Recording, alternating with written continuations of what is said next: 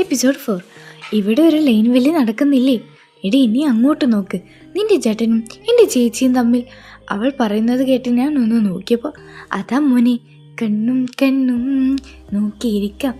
ഏട്ടാ ചേട്ടാ, പുള്ളി ഒന്ന് ഞെട്ടിയതില്ലേ? എന്താ പോവാം?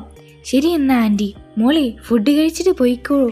വേണ്ട ആൻറ്റി, ഫുഡ് കഴിച്ചാ എന്നെ കഴിയില്ല, കുഴിയിൽ അങ്ങോട്ട് ഇടും. ഇത് മനസ്സിൽ പറഞ്ഞതാണ് കേട്ടോ. എന്നാൽ ശരി ആൻറ്റി, ശരി മോളെ.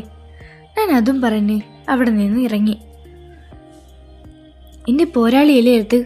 അല്ലേ, വീട് വല്ലതും മാറിപ്പോയോ? ഇനി എന്തു പറ്റി? പോരാളി ഭയങ്കര സന്തോഷത്തിലാണല്ലോ.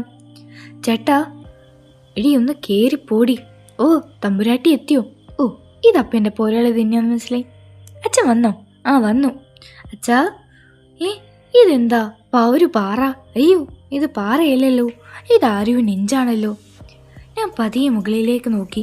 അയ്യോ, ഈ കാലമാടനോ? എന്നാ എപ്പോഴും ഇവിടെ എത്തിയത്? എന്നോടാരും പറഞ്ഞില്ലല്ലോ. ആരാണ് ആൾ? ആരെയാണ് മിത്ര കണ്ടുമുട്ടിയത്, കൂട്ടിയിടിച്ചത്? ഇനിയും ഇതുപോലത്തെ ആ കഥകൾ കേൾക്കാൻ സബ്സ്ക്രൈബ് ചെയ്യുക, ലൈക്ക് ചെയ്യുക, ഷെയർ ചെയ്യുക. എപ്പിസോഡ് 5 നമുക്ക് വീണ്ടും കാണാം. Bye, your story teller.